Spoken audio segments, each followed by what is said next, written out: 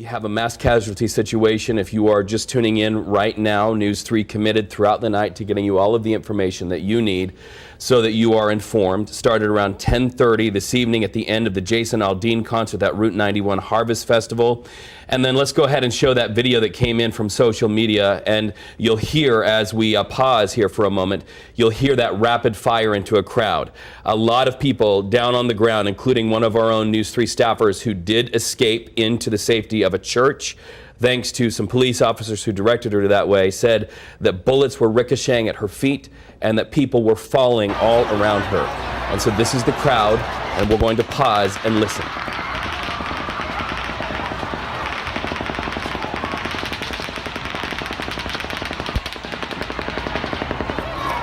Two waves of gunfire that we hear there, and I kept track right there. You could hear that first wave that went on for about 45 seemingly endless seconds. Then it sounded like perhaps they were reloading. Another 20 seconds passed, and then another 45 seconds of that rapid fire gunfire from above down into the crowd. You hear the guy there on one of the balconies, one of the VIP areas that overlooks that concert, say to his significant other, "Get down, get down, get down," and it became all too real in that moment. So what appears to be a coordinated attack here on the Las Vegas Strip, and you know, we who live in this valley know that we are family here in southern Nevada. We're a tight-knit community, but when you fly into McCarran or you drive in on the I-15, you become a part of this family here in southern Nevada.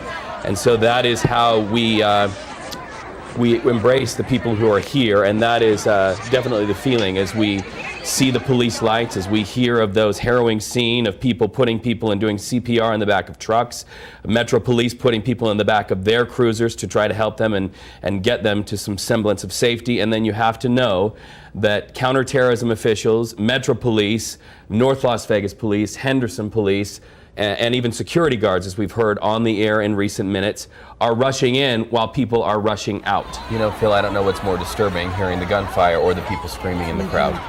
Yeah, you know, traumatic situations like this, there's just no way to gauge a person's response. The people were running wounded. They were running bloodied, trying to take shelter and trying to get out. We're also hearing accounts of people jumping into the back of trucks and people receiving CPR in the back of trucks. Metro officers taking people in the back of their cruisers to emergency rooms and to get help. So the official count is 2 dead, 24 injured, 12 critical. Phil, you've got to wonder if those numbers won't go up through the night. Oh, I'm certain they will. Those numbers right there are just coming from the hospital. Running blood, it was, I don't know. Damien, we're hearing in excess of 20 people dead. We're also told by a lot of sources that that number will go up throughout the night, and more than 100 injured. Tell us what you saw by way of the casualties, if you can. 20 people? That's ridiculous. There must have been at least 500 to 500 rounds of machine gun fire, and I'd say maybe 10, 15 sniper rounds. Well, a good friend of mine, a girl died in the back of his truck, and whoever else, I don't know. I haven't been able to get a hold of them. I hope they're all right.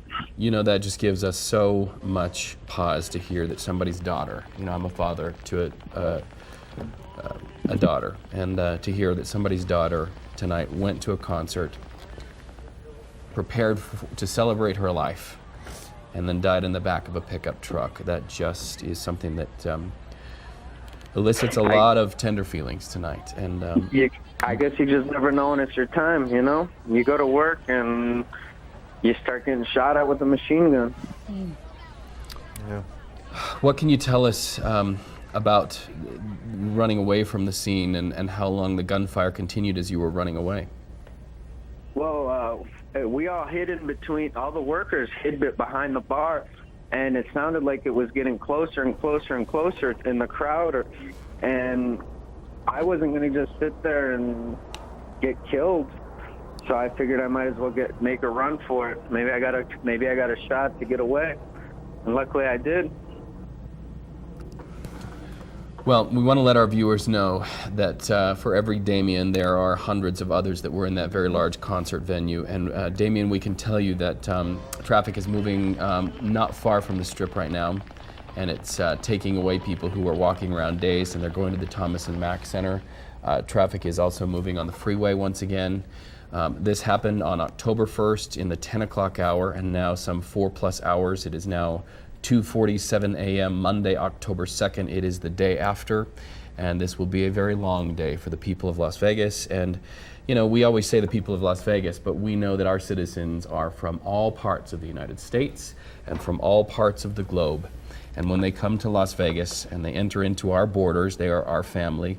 And you just never know how many people are touched by this. You know, it's like the tragedy on 9/11. We knew that the casualties and the wounded came from all parts of the United States and all parts of the globe, because we are, you know, we're a little city in the desert, but we are an international city, and our visitors are international. And so our thoughts are with everybody who came to this concert tonight and everybody who will be touched by this. Got retired Detective Phil Ramos on set here, and while we cue up that video, Phil, Antonio's hearing of people shot in the back. Many people there at UMC shot in the back. A very busy ER, but you hear of that kind of a wound, and you would presume that those are running wounded people who are, you know, we are reminded that in some of the attacks that we've seen overseas, the Bataclan concert venue, it was at the end of the night. We saw attacks outside of an airport elsewhere in Europe where they waited for people to run out, position themselves for the exit, and that is where it happened. And Phil, we've been on the air and we've been talking to a lot of people who've been calling in, and one of them, our own News 3 staffer, Shella, who said as she ran out, Metro was running in and others were running in, but bullets were ricocheting at people's feet and people were falling at her side. As LaToya reiterated earlier in this broadcast, she said, I knew if I didn't run then, I would just be one of the others. And that as they ran, they saw people to their left and to their right fall. One man saying he saw somebody shot right in the face, somebody's mother. And so it is a traumatic scene. This is the video once again. What do you say? What do you say? Each one of those rounds, Phil, represents somebody's tragedy. Each one of those rounds represents somebody's horrific phone call to get. Yeah. And so many of us tonight sending our thoughts and prayers. Well, Sheriff Joe Lombardo there painting a picture of what has become a national tragedy, and many people will be waking up to the knowledge that as opposed to our last update, the number of the injured has now doubled to 200. The number of the dead has now more than doubled, from 20 now to 50 confirmed deaths. The sheriff offering condolences to the families, but also saying we're still not going to give a very specific count. So as many as 50 dead could be more. As many as 200 injured could be more. And it just is like a kick in the gut, LaToya. It really is. We clasped hands when he said that. And we are hearing, you know, we use the term evacuation, but what we're hearing is that people are told to shelter in place. Right. So if they're in a venue, they're locked down in a venue. If they're in a restaurant, they're locked down. If they're in their room, they're locked down.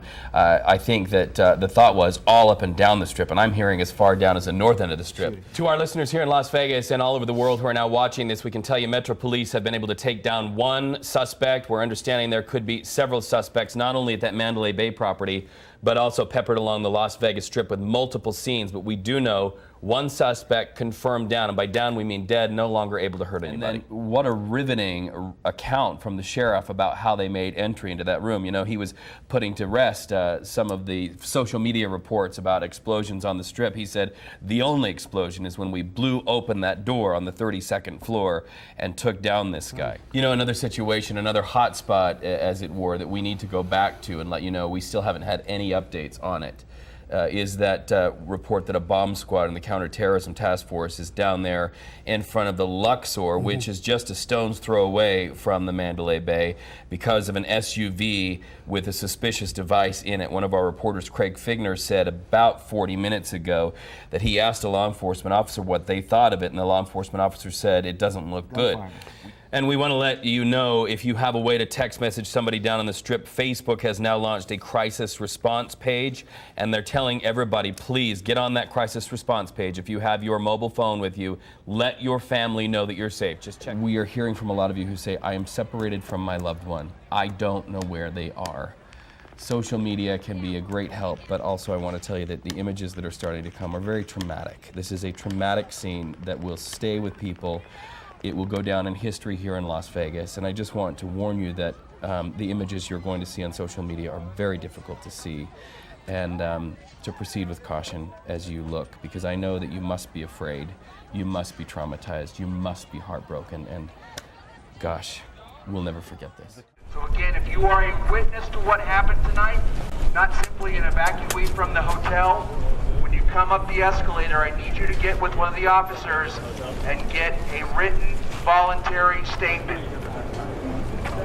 And no doubt they'll have hundreds. You know, if he's on a megaphone up there on one of the terraces of the Thomas and Mack, you can bet that behind, oh, and there they come, they're coming off of buses into the Thomas and Mack. These people who are traumatized are now being told inside, there's a whole army of police officers, we will be taking your voluntary statements tonight to tell the story of what happened. And you look at the luggage, these people are coming out of McCarran Airport. They're coming out of hotels. Right. They packed that luggage thinking they were coming to a happy, safe experience, and now they have their luggage going into a stadium where they will stay the night giving their statements and telling their stories. Phil, I know he tweeted out, "We are okay, fans, friends, not. Worst of humanity at work," praying for the victim. Worst of humanity at work. And you're hearing this man say to this woman right now, "Get down, get down, get down." And you are seeing the worst of humanity at work. At the same time, we know that the best of humanity is also at work. We do look to the helpers, and we know that our hospital staffs are working very hard. UMC Trauma Center, Sunrise Hospital, Desert Springs Hospital, all receiving the wounded and sadly some of the dead that weren't left there down on the Las Vegas Strip tonight. And they're in desperate need of blood. Good point. Do you have the contact for that, Latoya? Because we've been Las Vegas. a lot of our bank. viewers have been asking about that. Las Vegas Blood Bank. Las Vegas Blood Bank. They say they're in critical need of blood. Great point. And so those are the helpers, and we can only imagine that people are starting to show up for that tonight. And trauma counselors will be down at the Thomas and Mack where people are giving their statements. But bloodhero.com, and that will get you where you need to go to donate blood. And we thank so many of you tonight. The sun has not come up, but we are feeling your light by way of you stepping forward here in the darkness of the situation and the darkness of night, saying, where do I go to help? How do I help in Las Vegas? And we thank you. We have heard you, and hopefully that information that you've been asking us for got to you, and you can channel that into some help.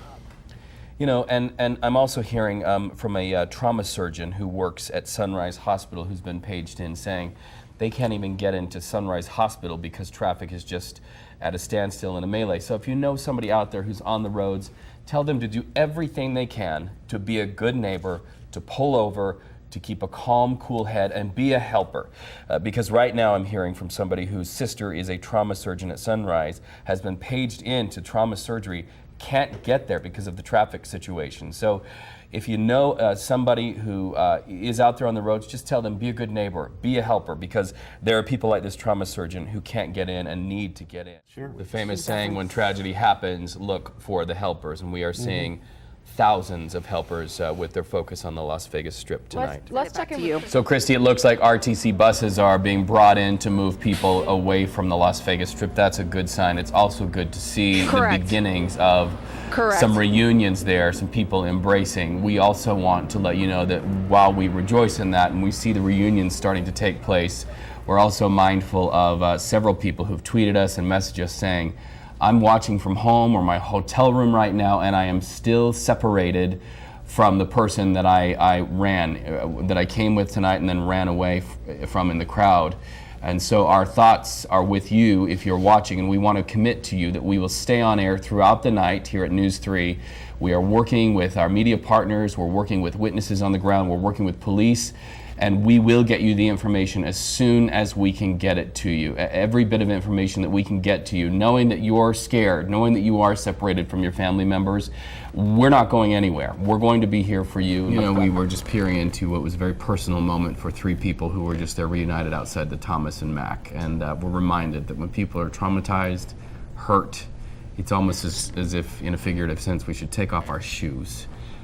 This was a group that was reunited there at the Thomas and Mack. So if you're watching this tonight, know that that is a place where reunions are starting to happen as we start to hear of the accounts of the witnesses. And I can tell you, if you're watching from out of town, you're going to see the very best in the nation. Some of the greatest, biggest hearts live in this valley. And the lights of Las Vegas are not only on the Strip, they are all across this valley, north, south, east, and west. And look at that, already a pallet of water. And people will be received into the safety of the Thomas and Mack Center after going through something so traumatic.